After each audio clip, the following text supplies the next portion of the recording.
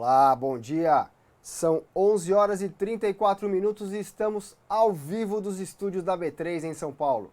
Este é o programa Dinheiro na Semana, o seu ponto de partida semanal na economia. Hoje vamos falar sobre dados. Um volume gigantesco é gerado diariamente, desafiando as empresas a analisarem esses dados e transformá-los em conhecimento útil para o dia a dia dos negócios. Quem vai explicar como tudo isso tem impactado as empresas é o Roberto Hill, Country Manager da Teradata no Brasil. Aproveite que o programa está começando e compartilhe o nosso link. E depois que acabar a exibição do programa, confira se o botão seguindo aqui no Facebook está ativado. Aí você recebe os alertas de todos os nossos vídeos ao vivo. Primeiro, vamos para o nosso telão ver quais são as informações que começam a movimentar a economia nesta semana. O giro de informações quentes do dia começa com o Ibovespa. A volatilidade tomou conta definitivamente da bolsa. O comportamento das ações está descolado dos fundamentos de acordo com os analistas, o que afeta o desempenho de muitas empresas. Mas, apesar de tudo isso, o principal índice da B3 encerrou a semana passada em alta de 0,83% aos 76.262 pontos.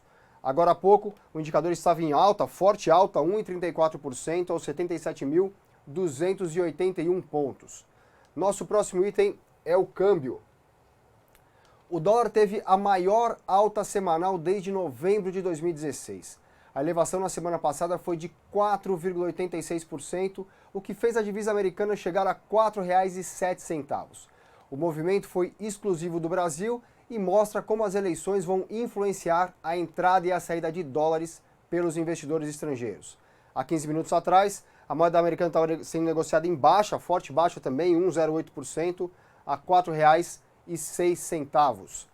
E para fechar o giro de informações quentes deste final de manhã, vamos ver o que está em destaque no www.istoedinheiro.com.br. A manchete do site da Dinheiro: economia, mercado eleva estimativa de inflação e reduz projeção do PIB para este ano. Mais próximo de mim, mercado imobiliário. Custo da construção cai para 0,30% em agosto contra 0,72% em julho. E o outro destaque, varejo, máquina de vendas fecha acordo de reestruturação. E a principal reportagem da revista Dinheiro desta semana são os dados. Como você vê aqui na capa, à minha esquerda, à sua direita no vídeo, você é o produto. Gigantes da tecnologia ganham bilhões de dólares ao capturar dados de usuários. Um estudo exclusivo revela como Facebook, Google, Uber, entre outras empresas, estão criando uma nova indústria digital, explorando a sua privacidade. Entenda os detalhes dessa transformação na reportagem completa que está na revista, que está nas bancas e também nas plataformas digitais da Dinheiro. Eu volto para o telão para mostrar o nosso assunto da semana, que tem bastante a ver com a capa da revista que está na banca, como os dados têm impactado os negócios. O Roberto Hill, Country Manager da Teradata no Brasil, está aqui conosco. Roberto, seja bem-vindo. Obrigado. Quero saber a primeira pergunta. Como que os dados realmente têm impactado nos negócios aqui no Brasil? É uma pergunta bem extensa, né? Eu acho que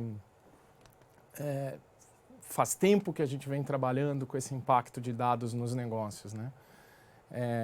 A Teradata, por exemplo, é uma empresa de 30 anos já, né, no mercado, e recentemente com essa visão nova de como a gente consegue valorizar os dados, esse grande volume de dados que a gente tem atuado mais fortemente para apoiar essas empresas a chegarem nesses resultados. Mas isso sempre é um processo, né? Uma jornada como as empresas conseguem chegar nisso, né? Acho que a gente pode dar alguns exemplos que eu acho interessantes. Por exemplo, a Netflix, né? Uma empresa, acho que todo mundo conhece a Netflix, né? Se não assim, pelo menos conhece e sabe como é que funciona o sistema deles. Exatamente. Ela baseia o modelo de negócio dela em análise de dados. Então, quando ela escolhe qual é uma série que ela vai comprar, qual é um conteúdo dela que ela vai investir para desenvolver, o que ela vai licenciar, ela está fazendo análise de dados. Ela está buscando essas informações. E como é que ela faz isso? Ela vê quais séries você está assistindo, quando você deu play, quando você parou, o que você navegou lá, quando você faz o browser, acelerou, voltou, né? Vou para frente, vou para trás. O que você está pesquisando. Isso tudo forma um grande volume de dados São bilhões de transações por dia, que junto com estruturas tecnológicas e algoritmos e análise, eles conseguem identificar quais são as séries que têm mais chance de ter sucesso, quais são as séries por perfil que eles vão conseguir engajar a pessoa. A Netflix quer que você fique assistindo, né? E quer ter mais e mais assinantes.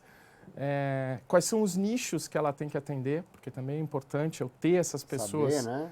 Que são grandes assistidores de séries, né? Os usuários ali, enfim. Os não usuários. só as séries, como as crianças, enfim, todo um público diferente ali, de perfil diferente para eles, né? Então, ela faz esse modelo. O que isso significa na prática, né? Onde ela está investindo, qual é o conteúdo que ela vai produzir e, mais do que isso, influencia no roteiro das séries. Então, até o que a gente está assistindo hoje, eles conseguem analisar, olha, qual foi o ponto aqui do enredo que as pessoas passaram a fazer o binge watching, né? Ficaram horas assistindo depois essa série. Como é que eu fisguei esse cliente? Então, isso é um impacto direto no número de assinantes, na manutenção desses assinantes e em você conseguir ir aumentando o valor, né? Então isso significa, Roberto, que os dados são o novo petróleo? Os dados são o novo petróleo, acho que já há algum tempo. A gente está acordando para isso no Brasil. Mas como o petróleo, depende de como é que você vai usar. Só o petróleo por si, ele tem um valor baixo. Tá. Toda a infraestrutura que a gente está construindo em volta disso, então usando a tua analogia do petróleo, refinaria, extração, produção, venda, é isso que vai trazer o valor de verdade, né? Acho que a gente tem um exemplo, e eu posso comentar, de um cliente nosso aqui trazendo para o Brasil, que é a Riachuelo, porque ela publicou esse caso num evento mundial de soluções analíticas. A Riachuelo é uma empresa interessante porque ela é verticalmente integrada, né? Ela produz, ela integra e ela vende e distribui os produtos, né? Então, todo mundo acho que já entrou numa loja da Riachuelo. Certamente, né? Grandes varejistas. Né? E eles adotaram um conceito chamado fast fashion, né? Que é um conceito que vem aí de outros varejistas, que é você ter várias coleções ao longo do ano. O que é interessante disso, né? Como você tem que fazer uma reposição de estoque muito rápida e de itens específicos, você tem que saber o que você vai repor. Então, a logística disso é uma logística intensa. O que eles descobriram? Que os produtos de rápida movimentação, fast movers, eles chegam a vender 6 vezes mais rápido que a média da categoria. Tá. E representam 20% do total do faturamento. Então, com base em análise de dados, do perfil de compra, das situações de estoque, eles conseguem verificar quais são os produtos que eles têm que priorizar na fabricação, porque é importante repor isso nas lojas, baixar o nível de estoques ao ponto deles chegarem a mandar 1 SKU às vezes por loja, tal a precisão que eles têm. Isso tem um impacto direto no resultado financeiro deles, né? Então isso é você usar de novo, né, os dados com a infraestrutura. Isso obviamente só é possível com dados, né? Antigamente esses caras tinham muito mais uma ideia, né? Era muito mais empírico o que estava acontecendo do que você saber realmente o que vendia mais rápido ou não. Exatamente, né? Eu acho que a gente está vivendo em várias áreas, e no Brasil agora, uma grande profissionalização das áreas. E quando você só consegue gerenciar o que você mede. Você precisa medir. E com isso, sim, eles têm os dados, têm a infraestrutura para fazer isso. E eu acho que a gente vem trazendo essa cultura de dados de uma forma muito rápida para o Brasil. Eu acho legal, por exemplo, o americano, né? Você vai ver o futebol americano. Aparece lá embaixo um monte de estatística, né? O cara lançou de não sei quantas jardas. É a primeira vez que alguém, aos 3,27 minutos do terceiro quarto, consegue. Nunca ninguém tinha feito isso antes. Isso está no DNA deles, número. Né? E a gente tinha aquela coisa do arte, não, eu conheço melhor. Muito do improviso. Fazer, né? Isso aí, improviso, né? Eu sei fazer. E quando a gente tem o dado e quando a gente faz essa análise, a gente está muito mais bem embasado para fazer isso, né? Para trazer esse retorno. Eu acho que um outro exemplo... Então, quer dizer, o Campeonato Brasileiro podia ter muito mais estatísticas se a CBF contratasse a Teradata para colocar ou o hardware ou o software ali para mostrar a eficiência dos jogadores. Pelo menos a gente ia entender algumas coisas melhor. Né? Uhum. Não sei se ia melhorar tanto o nosso futebol, né? Mas eu acho que essa profissionalização é importante. E esse debate que a gente está tendo, né, não é bem o que a gente está comentando aqui, né, os dados trazendo impacto nos negócios, mas quando você mostrou lá a capa da Isto você é o produto, a gente está olhando um lado da tecnologia, que é essa exposição da privacidade das pessoas, que eu acho que inclusive o debate, até você tem que fazer um outro programa disso. Certamente, que isso é importantíssimo, né? As pessoas precisam entender como elas estão inseridas nesse novo mundo. Né? Exatamente. Mas tem um lado muito interessante, que é o lado de transparência que você está trazendo. Então, por exemplo, a Teradata, a gente está junto com alguns órgãos do governo aqui, um deles o Bolsa Família. Então, a base de dados do Bolsa Família roda em cima de Teradata. Em hardware? Hardware, software. Eles têm todo um programa de análise de dados, né? E a gente é o motor analítico, a parte hardware do software, que faz isso. Em 2015, ele foi finalista de um prêmio, Epic Awards, de um prêmio que reconhece iniciativas analíticas ao redor do mundo. E é muito interessante porque eles precisam juntar dados de várias informações, então do Ministério da Saúde, do Ministério da Educação, da Caixa Econômica, para verificar se aquelas pessoas são realmente elegíveis para o Bolsa Família, se eles podem receber isso. Uhum. E o processo antes levava 28 dias para ser feito. 28 dias para fazer essa análise entre se a pessoa era elegível até receber o sim do governo. Para eles terem um ok, exatamente, para eles terem um ok. Então eles tinham que fazer essa coisa. Hoje... Quando foi isso? Em 2015 o projeto ficou pronto. Então 2015. Antes de 2015 eles faziam... começavam... Isso. Tá. Então de 2015 para cá vem sendo refinado isso. É sempre uma jornada. Eu acho que talvez a coisa mais importante para a gente comentar é... Você tirar dados, você tirar valor dos seus dados é uma jornada. É velho falar de tecnologia, pessoas e processos. Uhum. Continua valendo. Você precisa dos três: tecnologia, pessoas e processos. Né? Então, só para terminar esse do Bolsa Família, eles levavam 28 dias, passaram a levar 4 horas, porque eles, por exemplo, precisa validar se a mulher que está grávida está recebendo benefício, se ela está fazendo pré-natal. Se a criança está matriculada na escola, são bases diferentes, é uma complexidade bastante grande disso. Né? E é uma jornada, você vai refinando isso e tal. Quer dizer, de 28 dias foi reduzido para 4 horas, e em 4 horas você sabe se você é elegível ou se você continua fazendo parte do programa ou não, porque algum erro deu nessa combinação de informação. Exatamente, exatamente. Então, o que é isso? A gente está usando bem o dinheiro público. Que é fundamental isso. Uhum. Né? Uma outra coisa, né, o portal da transparência. O portal da transparência é muito interessante. Né?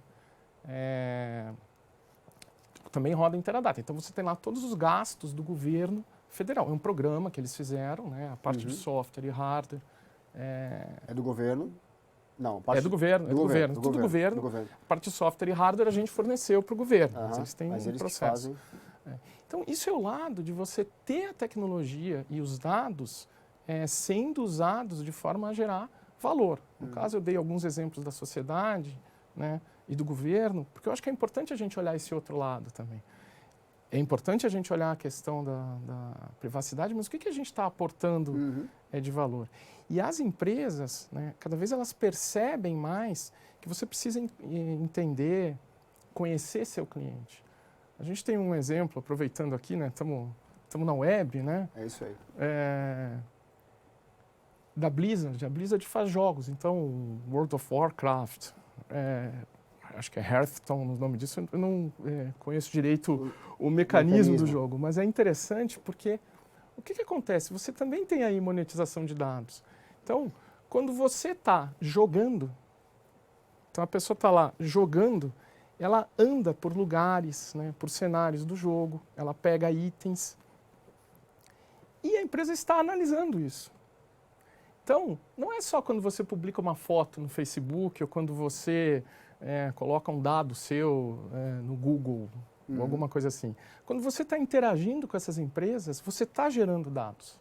e esses dados estão sendo analisados. Nesse caso da Blizzard, eles analisam quanto tempo... Antes eles se preocupavam com revenue, então só a receita. Só a receita. Então estou crescendo receita, estou caindo receita, tenho mais usuário, tenho menos usuário. Eles começaram a ter uma queda, é um jogo que vive de assinatura, começaram a ter uma queda de assinantes.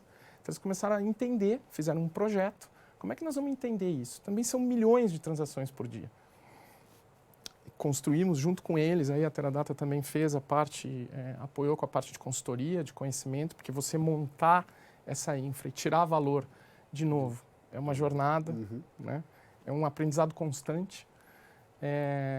Quais são os pontos onde os jogadores ficam mais engajados no jogo? O que leva esses jogadores a comprarem outros itens, ou a criarem outras coisas? As recomendações que eles recomendam lá usar.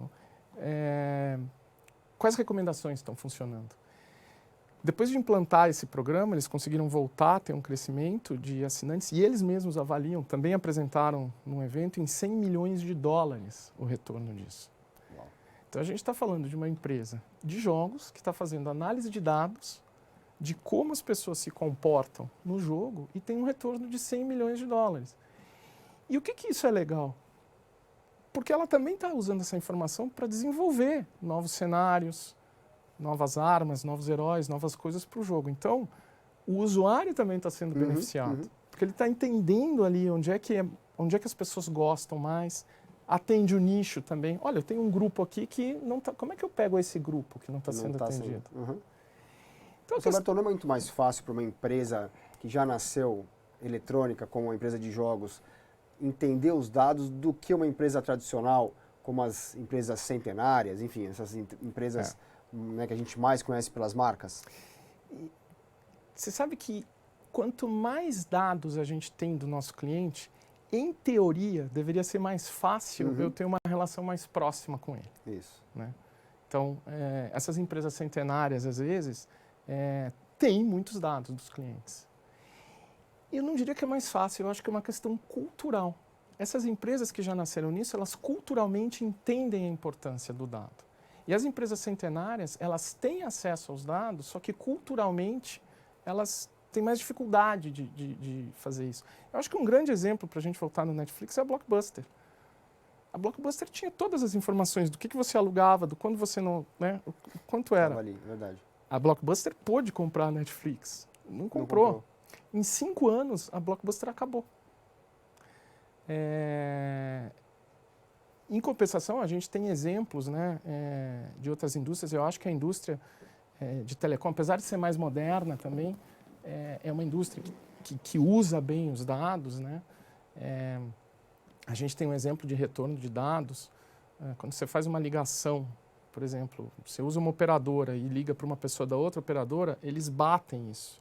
Uma operadora tem que pagar para a outra, Isso aí. porque está usando a rede da outra.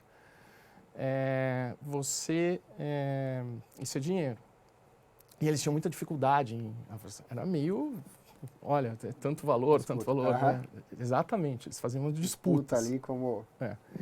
Quando a gente fez um projeto junto com uma das operadoras aqui, que é a Oi, né? Agora não está bem, mas nesse caso foi a Oi, eles recuperaram o valor investido em 3 meses, só com as disputas. E eu acho que essas empresas mais tradicionais, elas estão entendendo que para manter os clientes, por exemplo, Procter & Gamble e essas outras, elas precisam sim usar as informações que elas têm dos clientes.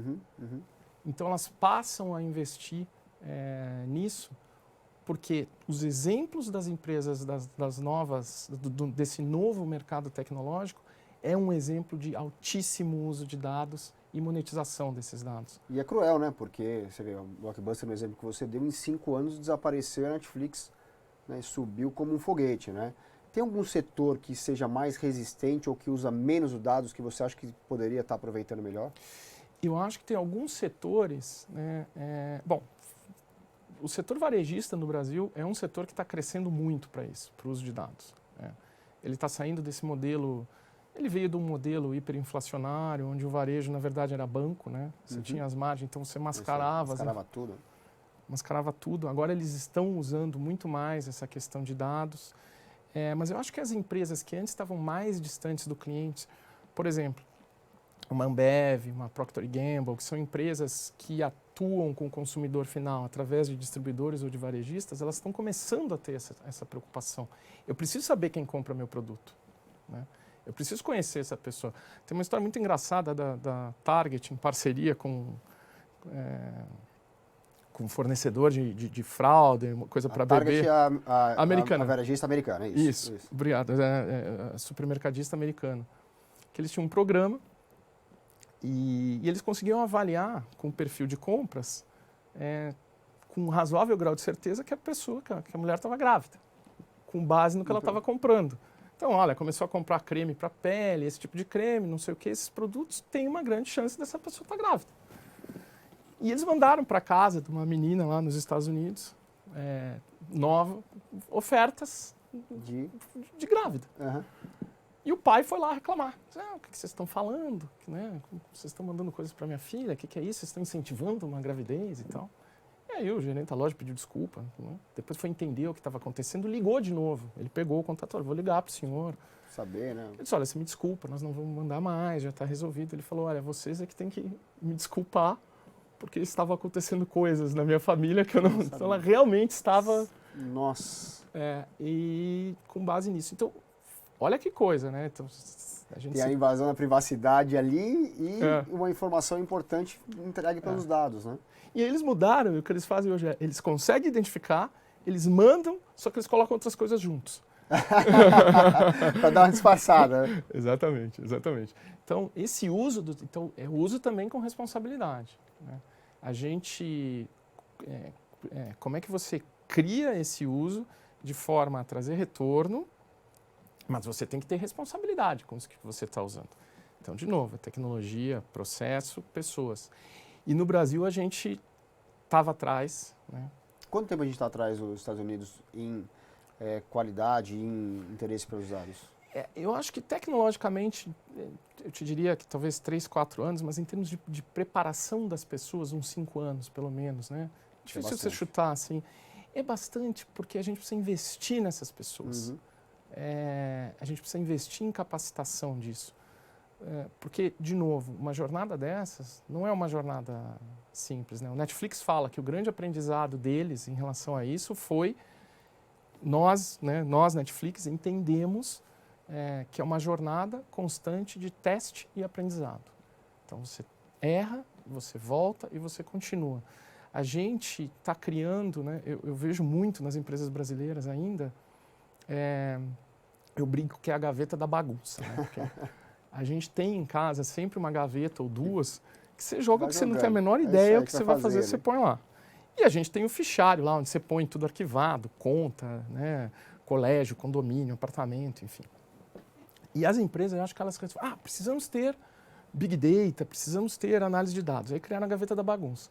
Então a gente tem várias implementações no Brasil que estão jogando os dados lá dentro. Mas como é que você tira valor desse dado? Uhum. Essa que é a grande pergunta. E a recomendação que a gente dá é, saiba, tenha um case, saiba o que você vai tirar de valor. Uhum. Você precisa saber isso. Não é que está errado, não é que está totalmente errado você ter a gaveta da bagunça. Você pode ter a gaveta da bagunça, porque você vai explorar esses dados. Mas já cria pensando num que vai trazer valor. O nosso resumo é mais ou menos o seguinte, né? Você não usar os dados ou deixar os dados perdidos é menos dinheiro na sua conta, é menos receita, é menos faturamento. Você está perdendo duas coisas. Você está tendo menos receita, menos faturamento e você investiu em alguma coisa que não está te dando retorno. E você perdeu o tempo desse investimento. Uhum. A grande questão hoje, uma das grandes questões disso é a velocidade com que você tem que reagir. A gente está cortando os prazos de reação. Né? A gente tem um exemplo muito legal, agora falando em velocidade, Rio 2016, Olimpíadas. Uma empresa australiana de mídia, que estava fazendo a cobertura dos Jogos Olímpicos, ela criou um app e o site da empresa, ela é uma fornecedora de TV a cabo, broadband, aplicativo, enfim. E ela criou um app e um site para as pessoas verem os esportes. E o que ela queria com isso? Ela tinha uma assinatura básica lá, que o cara entrava e podia ver, mas tinha alguns conteúdos premium. E eles reagiam às pessoas. Então, a pessoa estava vendo uma luta de judô, né? E aí a pessoa parou de ver. Bom, eu vi que o Márcio gosta de judô. Então, quando iam ter outras lutas de judô, eles começavam a mandar mensagens para o Márcio. Olha, agora vai ter a final da medalha de ouro. Você não terminou de ver a semifinal, aproveita agora. E eles conseguiram 20% a mais de engajamento. E a grande sacada que eles tiveram foi que eles fizeram um grupo, olha, de novo, né, olha o profissionalismo, é isso que a gente tem que chegar. Eles criaram um grupo de controle de pessoas que não recebiam as mensagens, de pessoas que recebiam, para verificar que a iniciativa de análise realmente estava dando resultado. E eles botaram nos executivos da empresa que estavam aqui no Brasil e encontrando os patrocinadores, um aplicativo que mostrava a assistência. Então, além deles estarem trazendo o telespectador, né, por vários canais, o executivo da empresa estava com o anunciante aqui dizendo, olha aqui, ó, estamos engajando mais 20 pessoas, o seu investimento com a gente aumentou. Então, é legal, pô, aqui no Brasil, nós com a Olimpíada e os caras fizeram lá na Austrália. Tudo em cloud. Então, a gente tem que ter essa conscientização. Gente, dado é o novo petróleo, dado é dinheiro, mas os investimentos em infraestrutura, os investimentos em conhecimento têm que ser feitos e a gente tem que começar agora. A gente tem a Apple, né? A última aparição do Steve Jobs, o último keynote, né? A última apresentação que ele fez pela Apple foi em 2011, né? Quando eles estavam lançando o iCloud, 2011. E aí ele mostra um data center enorme que ele está lançando e aparece atrás, tem vários servidores da Teradata, que é o investimento que eles estavam fazendo no mundo analítico do iCloud. E ele diz que ele está levando isso a sério, que é um grande passo para a Apple e tal. E o que chama atenção, né, além de ser legal de aparecer nos servidores da Teradata atrás do Steve Jobs, é que quando eles estão começando, ele já está com a infraestrutura analítica pronta. E o que a Apple faz? Ela analisa o que você faz, quais são os aplicativos que você usa, onde você anda, tudo, né? Ela está monetizando esses dados. Parece que muito bem, né? Parece, né? Acho que é 1 trilhão e pouco que está valendo a Apple. Está quase nada, né? Quase nada. Ele já começou a estratégia dele analisando dados. Já começou. Então, no momento zero, ele já tinha essa análise e essa percepção. Como é que eu uso esses dados? E eu acho que essas iniciativas... E aí, você me desculpa, Márcio, mas eu acho que não importa se a empresa é velha, é centenária, é nova. É o seguinte, os dados estão no centro da minha estratégia de negócio. Eu sei o que eu estou fazendo. Eu estou investindo nisso. O produto que eu estou lançando, a iniciativa de negócio que eu estou lançando, a estratégia que eu estou seguindo, eu construí uma infraestrutura que vai me permitir analisar isso, engajar meu consumidor, avaliar os impactos disso no meu crescimento de receita, na minha redução de custo, nos riscos que eu tenho. Essa é a pergunta, então, que você deixa para executivos e empresários e também para o pessoal do setor público, já que o Bolsa Família é um bom exemplo aqui do que está acontecendo. Roberto, obrigado pela sua presença e participação. Obrigado você, Márcio. Agora que a gente já entendeu um pouquinho de como funciona e como os dados estão impactando os negócios pelo Brasil, tanto para o setor privado como para o setor público, eu vou mostrar qual vai ser a agenda da semana com os dados mais importantes que podem mexer com o seu bolso, os seus negócios e os seus investimentos.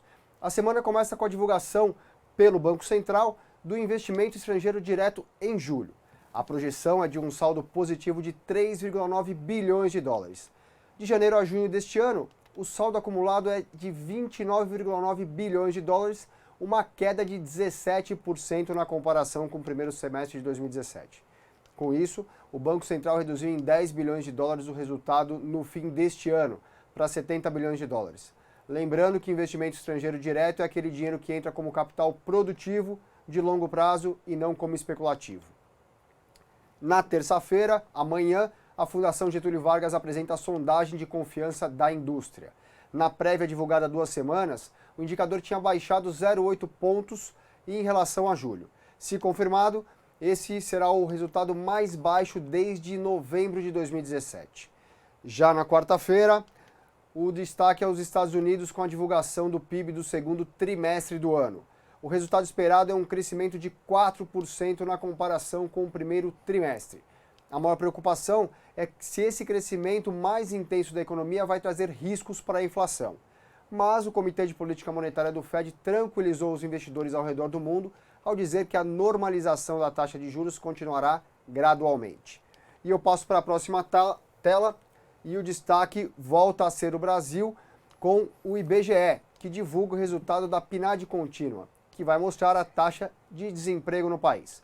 Com a geração de 47,3 mil vagas formais de trabalho em julho, o que surpreendeu os economistas, a expectativa é que o desemprego tenha caído um pouco para 12,4% da população econômica ativa. Eu volto a repetir, ainda é muito pouco e um crescimento muito lento. Os candidatos têm de responder como serão capazes de criar rapidamente milhares de postos de trabalho para quem está sem emprego. E na sexta-feira, para fechar a semana, é a vez do Brasil saber como ficou o crescimento da economia no segundo trimestre. Não há consenso entre os economistas para o resultado, que vai de uma queda de 0,6% do PIB a uma alta de 0,3%. Chegamos ao fim desse Dinheiro na semana de 27 de agosto de 2018.